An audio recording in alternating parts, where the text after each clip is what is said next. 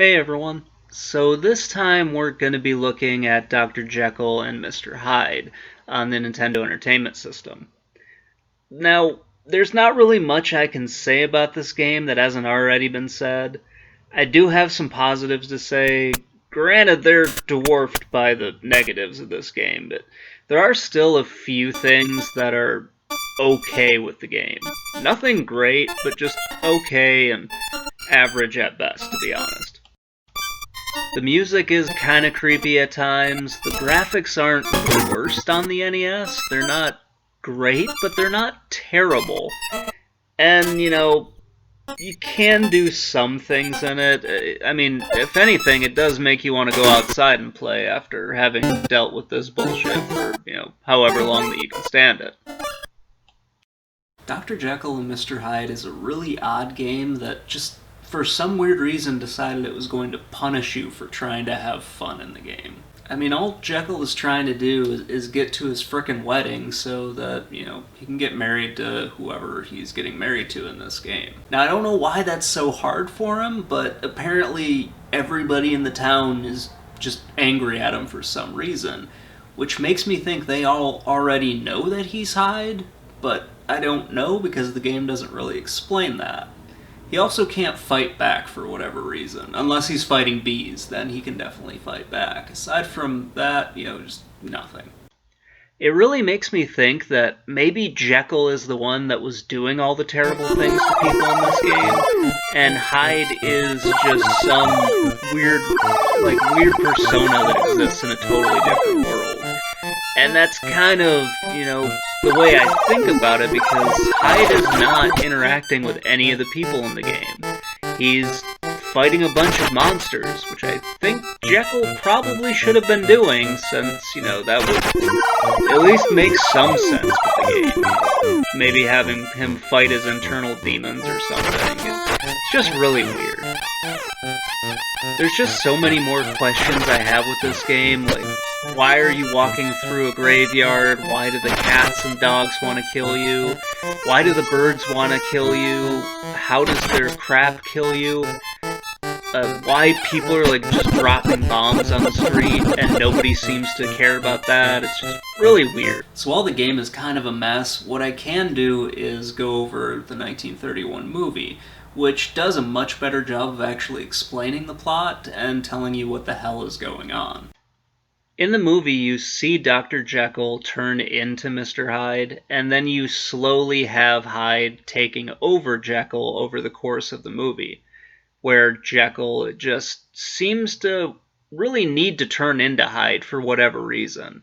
It's just this really awesome case where the persona just starts to manifest itself and slowly take over somebody who's naturally kind of meek, and I guess you can call him a good character, but I don't really know if he's all that great of a person. What I think would have worked well is if they had Jekyll kind of go into a dream sequence or something where he falls asleep and he's the one that's fighting all the monsters, and if you get defeated in the dream world, then Hyde takes over. That probably would have worked out better. At least that would make a little bit more sense. And to be perfectly honest, this movie is a much better use of your time than playing this god-awful game. So the movie ends with Jekyll being killed after it's revealed that he's Hyde. It's a pretty good way that this happens. He confides in someone, and that person ends up outing him as Hyde at the very end after Hyde commits several murders. I feel like this could have been, one of the endings in the video game if this had been done well, but apparently it's not. This could have been the bad ending. The good ending could have just been the same as it always was, with Jekyll getting married. So while this isn't a very good game at all, it still does have some things that, are okay with it. It doesn't do anything great or well, it just kind of does a few small things average at best. Switching between the good world and the bad world would have been a really good mechanic for this game. It just wasn't done very well. And all of the weapons in it were just kind of crappy, to be perfectly honest. It's almost like the game developers tried to give you some of the tools to win, but at the last second just said, screw it, you're never gonna win, and just get over it. Your staff is absolutely worthless as Jekyll. The Psycho Wave, like the attack pattern for that is just absolutely bizarre when you're Hyde. The punches when you're Hyde, I'm not really sure why you need them, to be honest. It's just a very strange way of doing things. I will say this, the monsters when you're playing as Hyde, those are pretty creative. And I can see those being used well in, like, some type of a dream sequence when you're Jekyll and you're trying to actually, like, you know, rationalize why the fact you're turning into Hyde all the time. I think you could have fixed this game if you made Hyde the actual bad guy. Like, you are Jekyll, you go to sleep, and you're fighting off like Hyde in order to not become him. That would have been so much better. I mean, just think about how cool that would be. You start out as Hyde, and you end up getting, like, knocked unconscious or something in the first level. Like, you're running around, you're terrorizing the people, and then, like, your health bar or whatever gets taken down to 0. And instead of dying, you switch over to Jekyll. And you're trying your best to actually fight things off in your own mind.